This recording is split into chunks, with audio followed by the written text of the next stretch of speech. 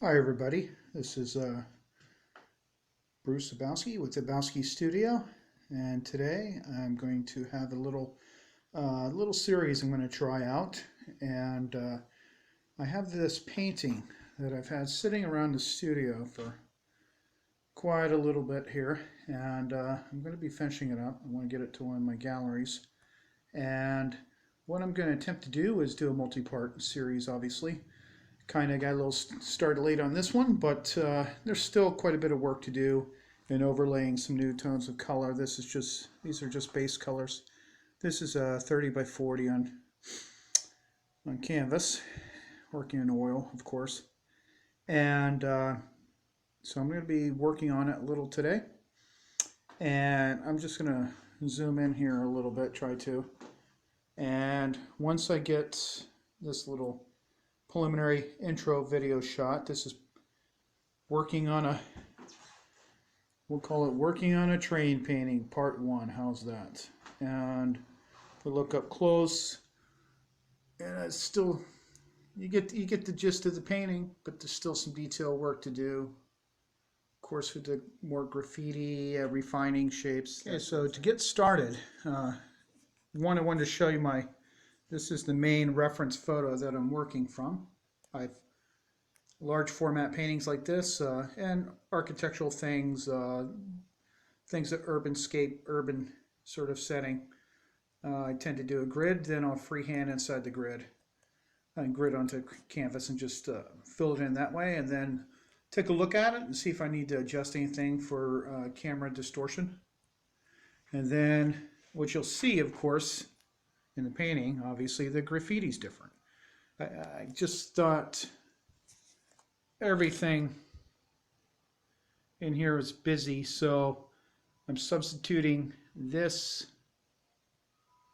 graffiti, and so that can be a little bit of a challenge. It's going to be paying attention to how it wraps around the vertical there of the little rib on the box car. It sticks out, so it's going to be fun doing what they call the truck, I guess in train lingo, down there, getting all the detail in.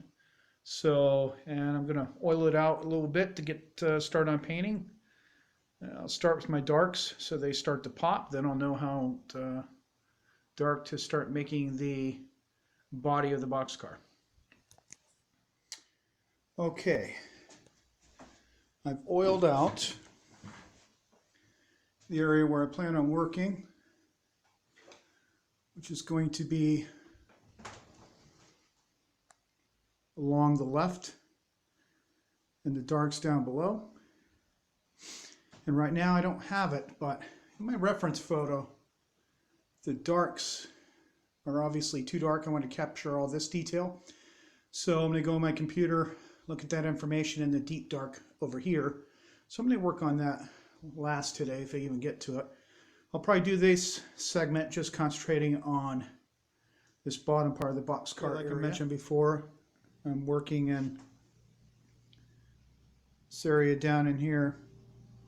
And before I start blocking the darks, over on the right hand side, I want to make sure that curve of the wheel is just right before I put in the darks and start defining everything more.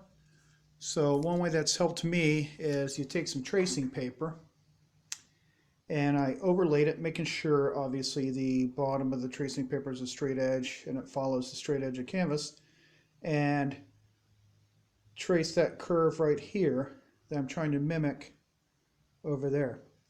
Rather than try to guess because you don't have enough of the circle, you could use a compass with an extended piece of cardboard or something, but I find that's kind of time consuming, and this works pretty good. This little piece of tracing paper cut out from a larger sheet. But it was a little light in here and I couldn't really see it through the tracing paper, so I just took a little bit of lighter paint so I had enough of a ghost image. Then I traced out basically a template. Now I'll match that up to the curve over here that I know I want the furthest edge, like right in there. And then I'll define that more before I start blocking in. So just a little helpful tip. And you can use that to mimic, like if I had both of these circles, which actually I do, you can mimic that by drawing out one, tracing it, flipping it over, and copying over there so you get the exact same shape without having to measure out geometric, dividing it, and yeah, it works pretty good. Another thing I find pretty useful is using these pouches. I believe they're called ticket holders. Maybe they might use them at automotive places to hold the paperwork while the mechanic's working on the car so they don't get grease all over. You can find them at any office supply store. I think I got these at Staples. And it's helpful, you know, to put my reference photos in there. So if I get any oil paint on my hands or, you know, accidentally hits the, and actually probably if the colors were accurate, which these aren't super accurate, I'm using more from a little bit from memory. I am using some of the color in the reference photo, but mostly for the shapes. You can see I now have another smaller photo in there with a little overexposed photo for details and shadows, so I can manipulate both ways. But also, if you did have pretty exacting color, or you had a color you really want to match, you could mix up your color and probably put it right on there like a little stroke and see if it blends in or not. I don't do that, not that I'm against it. I just now kind of thought that'd be useful also. Also wanted to mention that with this canvas, I'm not sure if my Kindle's going to pick this up, but it's a pretty rough canvas, the texture. Even though I gessoed it and all that, it's more rough than I usually use. So because of that, I will be doing 90% of this with bristle brushes, obviously, so I don't wear down my softer brushes. If I have to use a soft brush, we'll use this bristle brush as an example. I'll pick paint up from my palette, very like buttering the brush, and put that where it needs to go in whatever small detail that I have to use a small round for. I have small flats too, I'll experiment. But I don't want to keep scrubbing back and forth. I'll pick up more paint and apply it again with that round brush so I don't ruin the bristles. But mostly I'm going to try to use, and this is a bright, wish I had some long flats, but I don't. And then what I've done is with a little piece of masking tape, it's not stuck to the canvas right there. It's just kind of laying over. It's taped up top on the stretcher bar. And then it just hangs right there so I can reference it as I'm painting all this. And if I feel I need to bring out some more highlight than other parts, I'll do it. I don't hold to the photo 100%. I always step back from the painting and assess everything as a whole and decide, yeah, that looks pretty good. Making it a painting. Thing I like to try to do to avoid, I mean, I've already on this whole painting gridded the original reference photo, did that when I drew out the painting. Now I'm trying to have fun with paint and not be so exacting sometimes, even though it is something mechanical. An example right here, you have those bolts holding on the cap, probably where they grease it, I don't know. But yeah, if you wanted to, you could find the exact center of the circle, do the little triangular points, and then draw circles with a compass or something. But I said, you know what, I'm going to see if I can. You can see, just approximate. Look at your reference. And you know what? I like that pretty good. So I'm going to try to do it freehand and see how it looks. It saves time, and it's just good practice for your observational skills to, hey, if it doesn't work, paint's wet under there. I did a little scumbling. Oh, by the way, which is nice, with the bristle brushes on this type of heavy weave canvas, it's not super heavy weave, but it's rough enough. You can really, you probably can't see it with the glare on the, but I scumbled into, created my dark tone, then scumbled back some lighter tones. This Kindle's not so great for this, sorry. But really easy to do with the rough texture and bristle brushes. And that's what I'm doing here with a little wet base under where I'm doing these bolts that'll allow the edges, I don't want it to look like outlined. It'll allow me some softer edges. Then when I want the super crisp edges, I can put them in with thicker paint. So yeah, try it out sometime. Practice your observational skills and proportioning skills freehand. Now I'm getting ready to put some highlights in here, like you see right in here.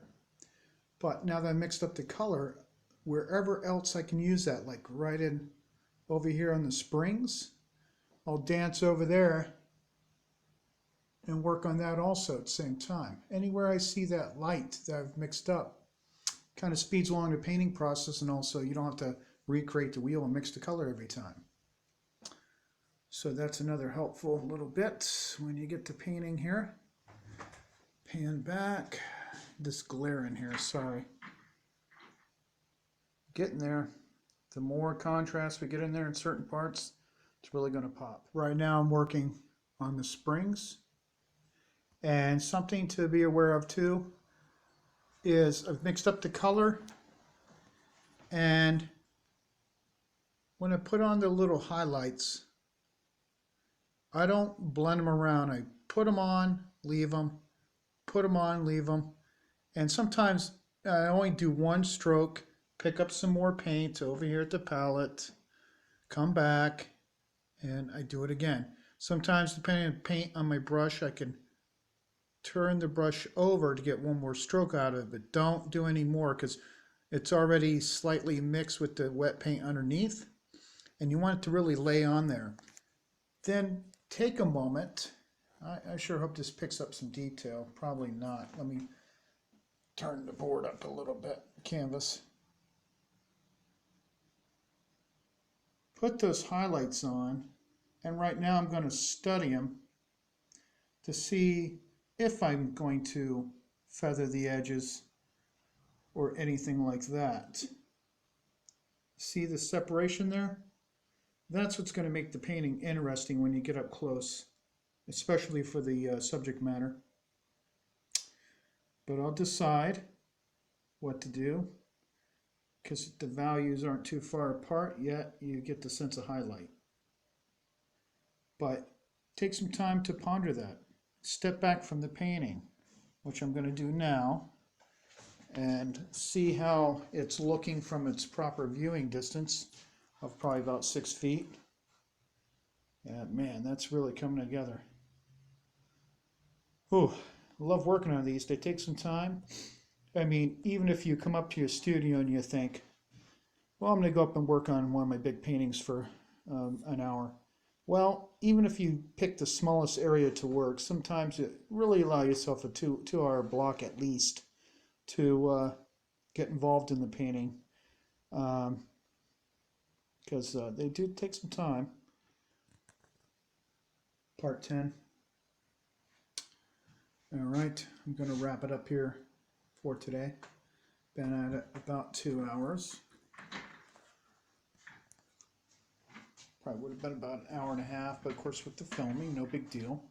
And it takes what it takes.